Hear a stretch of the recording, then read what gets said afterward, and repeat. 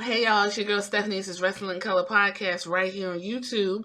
Make sure you thumbs up this video. Make sure you subscribe, turn on notification, follow my Pinterest page because I post stuff over there that I like and we getting to know each other. So you might as well follow my Instagram page and follow my Twitter. Also, I would just want to throw out there that I have a new podcast. It's a political center podcast. It's a podcast centered around the Black American specific experience. I talk pop culture. I talk, adult conversation, something different outside of this that's going to work towards, all of the things I want to do with this new endeavor with my education that I'm going into. And I'm not going to go too much into that over here, but it's called Shit to Sugar Podcast. The link is in that the banner where it got all the little things you can click on. The link is up there, or you can go to Patreon, Shit to Sugar Podcast, and see my face, and it's me. And it's a small fee, but it is completely worth it. Also, that money that I build from there, I can parlay over here and do some other things in all the projects that I'm trying to do. So look out for that Shit Sugar Podcast. And you're here. This is Wrestling in Color. So what we talking about? Well, we talking about WWE, AEW, and Asia.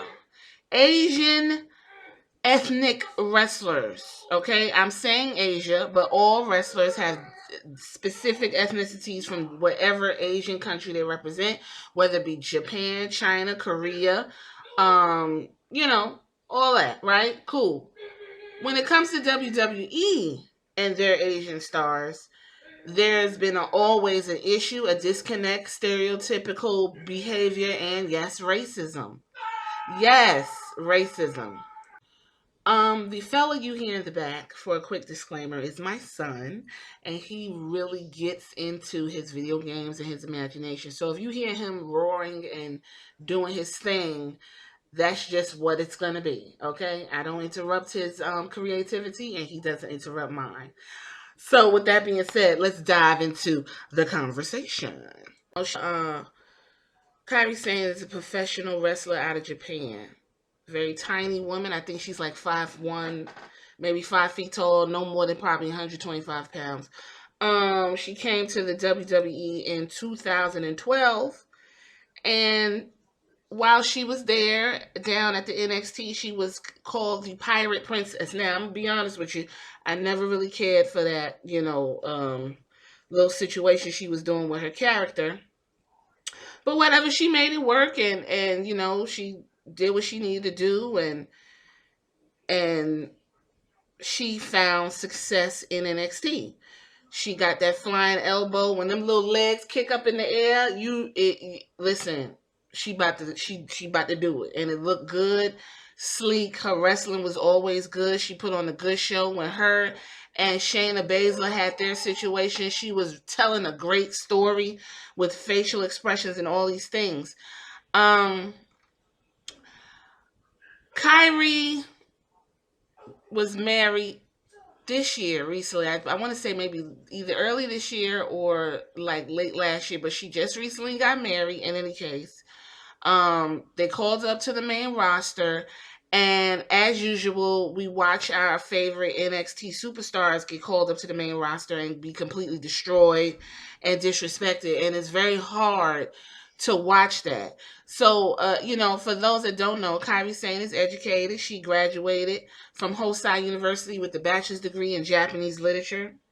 She been pursued acting, theater work, and that's probably why she was able to take on the pirate character or get into whatever character and do it so well because she's trained, right?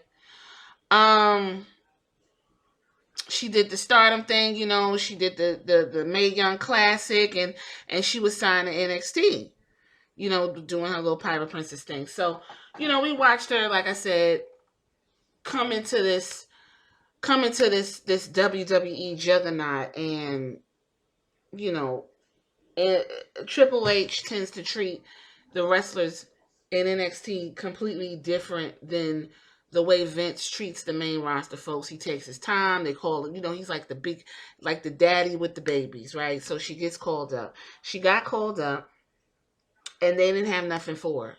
So what they decided to do was pair her with the other Japanese that's on the show, Asuka. Asuka too has had difficulty getting a foothold, but Asuka, for whatever reason, was able to kind of get in where she fits in and slink in there. But the way she has to act to do it says something about the company. Because when Asuka was on NXT, all she had to do was show up, kick ass, and keep it pushing. No one's ready for Oscar. That's all she had to say, and come out there, put you in a goddamn chokehold, and hit you and hit you in the head with her ass, and you done. But on the WWE network, she got to dance and yell and you do all this real high character work, because that's what they see Japanese people as, at least the white audience anyway. So they paired Kairi Sane with the other Japanese, of course, and they came up with the Kabuki Warriors. Now, I have a video about my disdain for that whole process. Now, I grew to love them as a group, but the whole point of, find her another Japanese and let's put it together. And they tried to say, the Kabuki Warriors, this is something we came up with. It just reeked of stereotypes.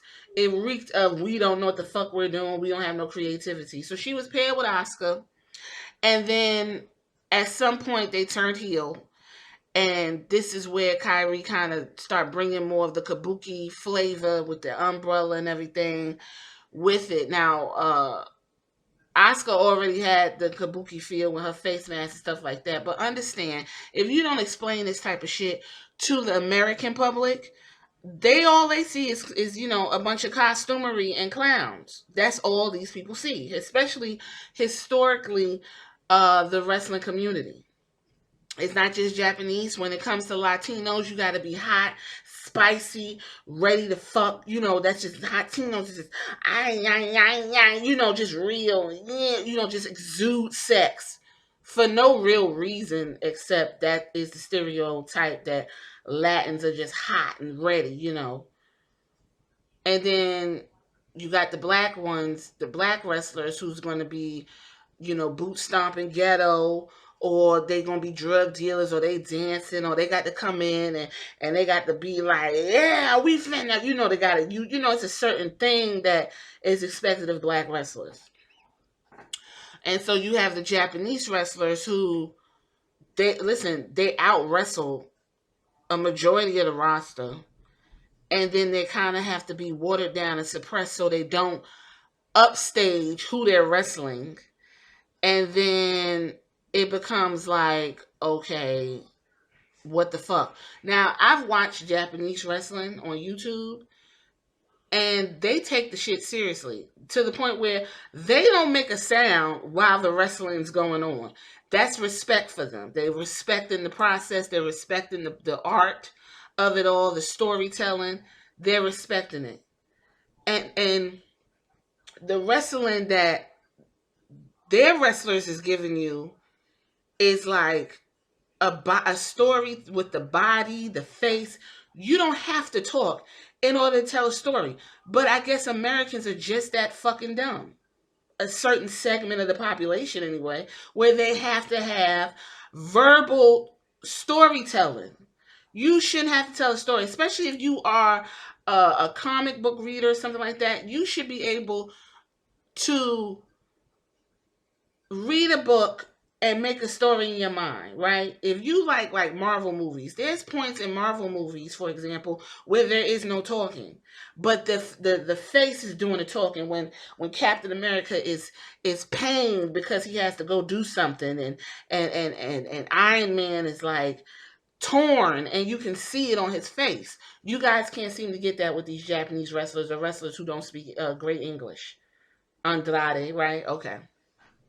So she's paired with Asuka, and they become the Kabuki Warriors. And then they first get introduced by a British woman by the name of Paige, who can barely fucking speak English herself, which is amazing to me because Britain, they speak English, but she has such a hard accent.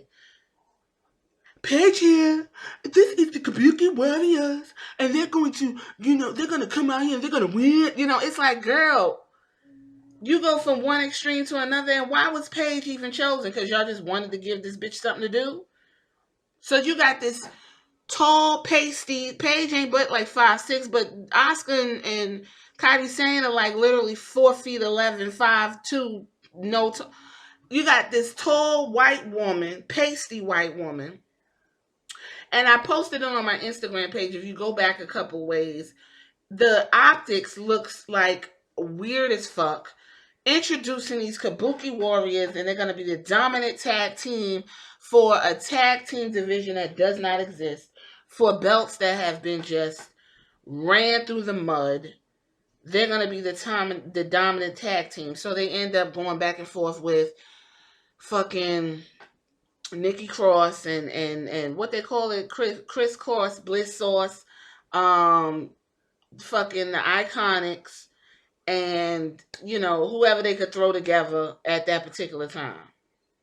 They held on to the belts. They made the belts a little somewhat relevant for the most part, but there was really nothing they could do because there was no one to fight. So at that particular point, what you have essentially done is you took Kairi Sane from her pirate princess individuality and you blended her with another Japanese, and quiet as it's kept, Asuka and her presence just overtook Kairi Sane. To where Kairi Sane became the cute little sidekick, the little gnat. She just was, just buzzing. She do little shit in the corner, which is a heel thing to do when they turn heel. But it's just like, you took something that this woman likes to do and pushed her to the side. And that helped build Asuka up for the most part, but you made Kairi Sane look like a weak little, pest. So they go on and on with this, and Kyrie's, following behind, and they're doing their heel work. Two incidents stand out that happened to Kairi Sane when there was the match between her, Charlotte, Becky Lynch, Asuka. Kairi Sane hit her head at some point. And Becky Lynch, famously now, tried to roll her under the mat and protect her and improvise. Someone didn't get the memo to Charlotte. So if you go back and watch, Charlotte could be, first of all, she's dragging the woman on the floor, slapping her around. And then at one point, Charlotte wants to do a super power bomb, and she could barely get the woman up. Okay, mind you, Kyrie's saying but 100 pounds. She could barely get the woman up. Kyrie's like doing her little fighting back. And it wouldn't have been so bad if she didn't put the full force of the slam behind that table, threw the woman through the table, gave her a whole concussion, concussed the fuck out of her. Okay? She even spoke about it like, well, I'm trying to give the audience what they want. That's good, but you just blasted this woman's brains out. And then there's a picture of Becky Lynch, like, you can see it in her face. She looks like she's pained or something, like this wasn't how it was supposed to go. Okay, that was the match where they had tied her to a ladder. There was a lot going on. Then we fast forward, and the COVID hit. Everything's a jumbled mess. The Kabuki Warriors lost the belt. Kairi Sane is delicate in terms of her head injury. And we fast forward. For whatever fucking reason, she's being paired against Nia Jax. Now, from my understanding, Nia Jax is in the program with Asuka. And so what she's going to do is attack Asuka's sidekick as much as possible. But the problem with Nia Jax is, and she said this on Total Divas, and as much she wrestles, she wants to feel it. So Nia Jax essentially needs to wrestle men. She can't wrestle women. She don't know how to adjust. So, two incidents with Nia Jax, and everyone's just like, this is ridiculous. She buckle bombed the fuck out of Kairi Sane, and there's a video where people are not sure if she's yelling stop or she's saying I'm not set. Meaning I'm not set to take the blow or protect my neck, and fucking Nia Jax throws her to the buckle bomb, and you can see there's a point where when she comes off of it, she is knocked out for a brief second. You can see that she's just a heap. Then you come, fast forward a few weeks, and then she gets thrown into some steps, and her whole shit split. It's just like, okay, girl, didn't nobody sign up for all this? Didn't nobody sign up to get their shit beat the fuck out of them for a storyline that made no damn sense? Since then, Kyrie, we see her a little bit, but she's been off TV for the most part. So there's a few reasons why Kyrie Sane may be leaving. First of all, Kyrie Sane ain't but, I'm going to guess, maybe, I want to say 31, 32 years old. So I'm sure she wants to have children or be healthy for her partner. She just got married, right? Okay. I'm sure she would like to continue wrestling at some point, but she fucking around with the WWE. She ain't going to be able to think straight. So, according to some articles out here, there's some reasons for her departure from the WWE, and this stands to think about a lot of international, specifically bilingual wrestlers, especially Asian wrestlers, and where they stand with the company. Shinsuke Nakamura. Okay, so recent reports state that another WWE superstar is set to leave. The other one, I believe, is Rey Mysterio. According to the famous Wrestling Observer newsletter, Kairi Sane will be leaving and heading back to Japan as following a series of roadblocks in her career.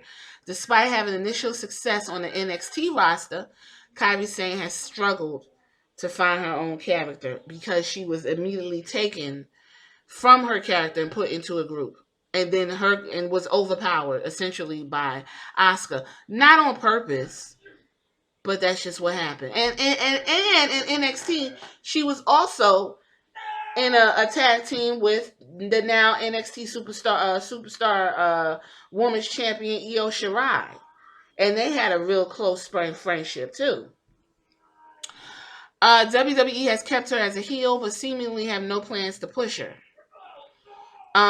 Sane realized that her career had reached a stalemate in WWE. However, that wasn't the only reason. According to Wrestling Observer, the past year has been a nightmare. She picked up multiple injuries during her matches that kept her out of action, and again, leaving no space for consistency. Her injuries were seen on live TV during matches. They didn't showcase the WWE in a good light. I just went through the injuries. Her head injury in 2019 didn't do her any favors when Charlotte put her through the table and she, bumped her head and everything. Sane probably doesn't want to risk further harm or permanently disabling injuries and thus will return to Japan and her husband. Like I said, the woman can still, she can still may want to wrestle.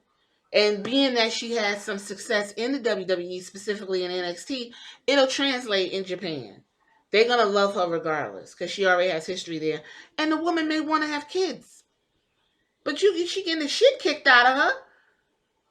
She ain't going to be able to do nothing fucking around with WWE. We haven't seen the last of Sane, however. She will still be appearing in 2 or 3 more episodes. Now, tonight, Raw is supposed to come on. They took her off of the what do you call it, the advert. Apparently they're having a what do you call it, a title match or champion versus champion bullshit because there's nothing going on. So they took her off. I don't know who they're gonna pair Asuka with. Probably Natalya or some dumb shit that don't make no sense. At least that was the plan when Paul Heyman was in charge. Now we all know Paul Heyman's gone and Bruce Pritchard is now fucking up the church's money. So there may or may not have been a change in plan following the change in executive directors. However, the end result of Sane leaving says the same. Unfortunately, Kairi Sane will go down as one of the NXT talents wasted by WWE. Using her as a heel in the first place may have been a mistake, and her character could have done so much more. However, the dominance of Asuka and several other main roster figures left no space for her to stand out. This is why you can't, unless everyone has big personality, and have their own individuality, you cannot put the same type of thing next to the same type of thing. If you got two, let's say you got two crayons, one's orange and one's red orange, right? One's going to color darker than the other, but these are two individual colors and they're able to work individually as well as the same. They're going to give you something. You put basically two identical Japanese women together and expected both of them to somehow shine individually. Do you know why the New Day works? You have three black dudes. Okay, let's talk about this. Three black dudes. I'm going to tell you why it works, especially when it comes to black folks. You got three black dudes. You got Biggie, who is big, muscular, has an awesome, big-ass, giant personality, great speaker, and is versatile. You got Kofi Kingston, high flyer, can get on the mic, not a great speaker, but he can get on the mic, give you what you want, knows how to bounce off Big E, knows his place. Then you got Xavier Woods, the brains of the operation, very creative, great on the mic, knows how to wrestle, very versatile, and can bounce off Big E and Kofi Kingston, thus making the New Day. Now, at any time you decide to break up the New Day, these three men will still be able to function. Now, Kofi Kingston, as a singles competitor, yes, he did get smothered. He got smothered because they didn't give him the proper push. But Kofi Kingston, for the most part, was constant. He may not have been Kofi Kingston, but you knew Kofi Kingston was there and he was coming out and was going to give you what you needed. Big E, when he was in the singles push, he came out, dominated, and was visible. Not as big as he probably could be right now, but he was still visible. And Xavier Woods was functioning, and he was all right. He was, Xavier Woods for the most part. But when you put these three together, you got magic. Everybody can't work in a group like that. The Street Profits is another good example of two black dudes. You got Montez Ford, who's a great wrestler, high flying, personality for fucking days, great on the mic. Great to the point where it's like music. Then you got Angelo Dawkins, who, all right wrestler, but he bounces off of Montez Ford so good that he doesn't have to do much in the ring in order to still be a part of whatever the Street Profits are supposed to be at this point. And that goes for the Viking Raiders. When you just talk about white folks that go, they bounce off each other. That's why they fucking them up. But that's another story. Okay, now you got Angel Garza and Andrade. Why is this not working? Because first of all, both of them can't speak English great, but they do have separate personalities. But Andrade's sexy and Angel Garza's sexy. So now you got two people that are sexy, but one's more of a dominant type and one's more of a fucking Casanova situation going on. Where are they going is the question, especially after they just got beat up by the Big Show. Who the fuck knows? Then you put Zelina Vega there, and when she's there, she dominates both of the men. She overtakes both of the men. So whatever shine that she's supposed to be giving them, it doesn't work because her personality is so fucking huge. And this is what happened to Kairi Sane when she was paired with Asuka. That's what happened. Sorry for the phone call. Yeah, so it's a little bit sad that this is what it is. And WWE have a tendency to try to ruin the talent on the way out. Try to bring down their stock. So before we finish this, I want to take the time to go through the superstars of Asian descent. And I'm going to predict what will happen to them if they come to the main roster. Right now, we're going to go ahead and start with Io Shirai. Io Shirai is the total fucking package. And it's funny because when she came out in her, furry face mask and her cuteness, and she used to do that little finger thing, and she'd give you what you want. It wasn't until she became that fucking heel and beat that woman up, Candice LeRae, that she is the breakout star. Io Shirai, her theme music is so captivating. It fits her so fucking perfect. It's everything. It's no way to fuck up Io Shirai. You understand what I'm saying? Triple H has honed in on this woman and let her find her spot that there is no way you can fuck this woman up. All you have to do is bring her to the main roster, wind her up, and let her go. But do you know Vince McMahon and Bruce Pritchard will fuck that woman up? I'm telling you. Io Shirai, don't leave NXT. Do what Tommaso Ciampa said if I have to go somewhere else, then I'm just going to go ahead and retire because I'm not interested. Don't leave NXT. Io Shirai has one of the best fucking moonsaults I've seen. And you cannot tell me putting her against fucking Charlotte Flair did her any favors. Her moonsault put Charlotte Flair to fucking shame. And that was seen a number of times. She didn't need Charlotte Flair to be who she was. Io Shirai on the main roster will get fucked up. That woman can give you drama, action, and everything all with her face. She don't have to talk. And when she does talk, I love the Japanese sound only because I'm a gamer and I like their movies and the culture. So when she talks, I enjoy it. I don't have to know what the fuck she's talking about. Shit, it's fine with me. So we got Io Shirai. Let's keep on going down to the roster and see what other Asian and Io is Japanese specifically. Okay. Kushida. Kushida, I believe, is Japanese as well. He gives me, Skater Boy. I don't really understand what's going on, but I know he was a huge signing out of Japan, and as of right now, he doesn't really have any good footing in NXT. They're still trying to kind of find a place for him.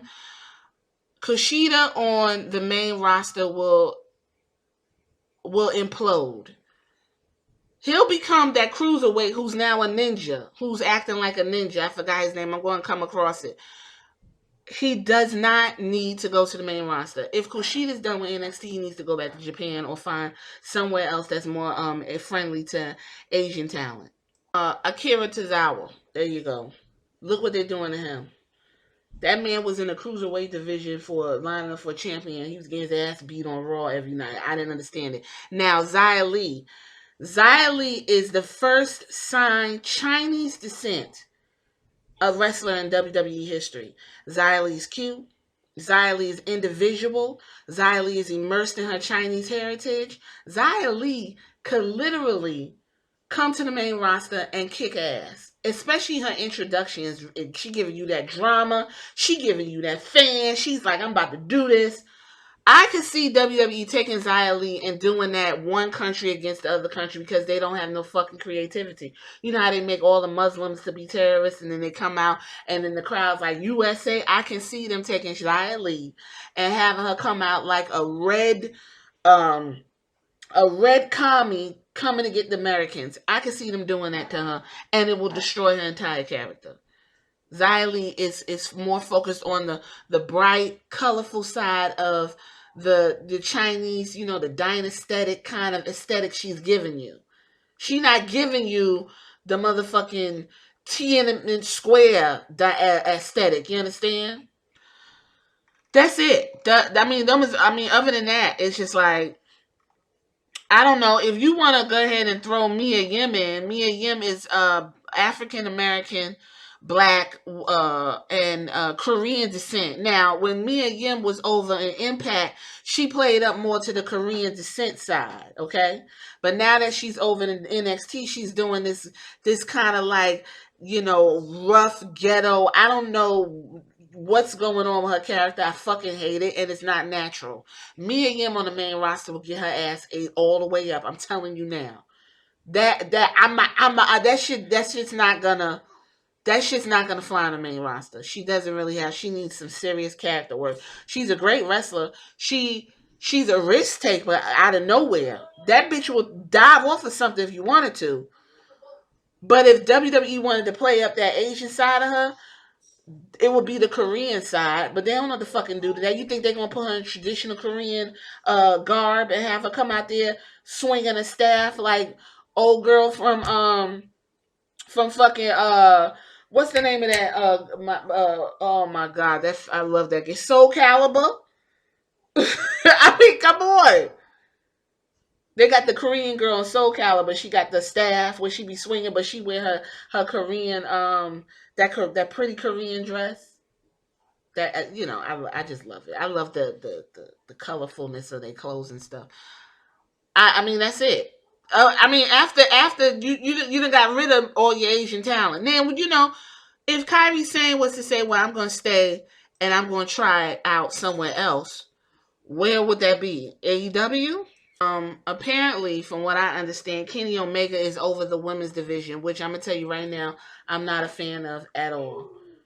I mean, whatever they do, they think it's cute for whatever, but I don't know. So you got her Hikaru Shida is right now the title holder, and she's giving you her aesthetic. You know, is she Japanese? I'm not really sure with her. I'm going to guess that she's Japanese.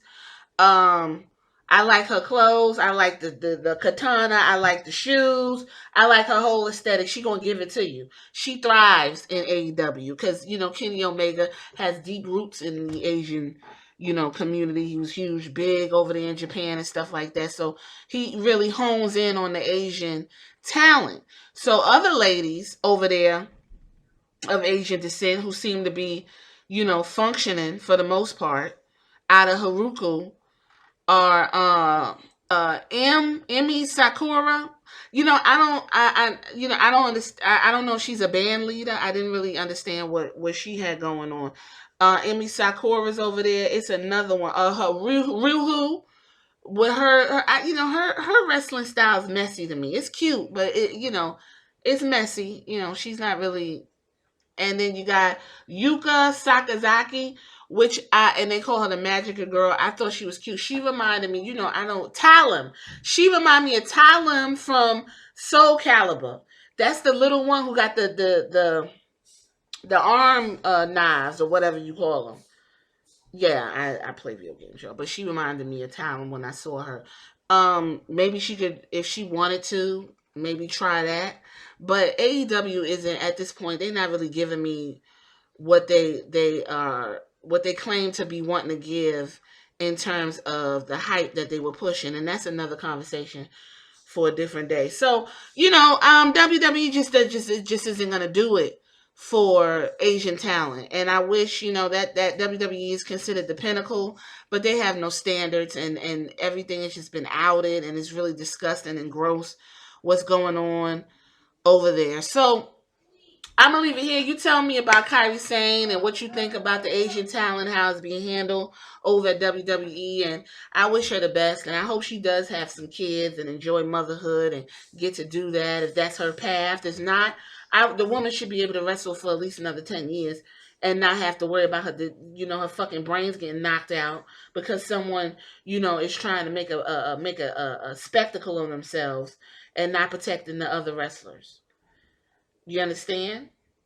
So I'm going to leave it here. This is Wrestling Color Podcast. I'm your girl, Stephanie, and I'm going to see you on the next video. Make sure you subscribe and follow me. All right, y'all. Later.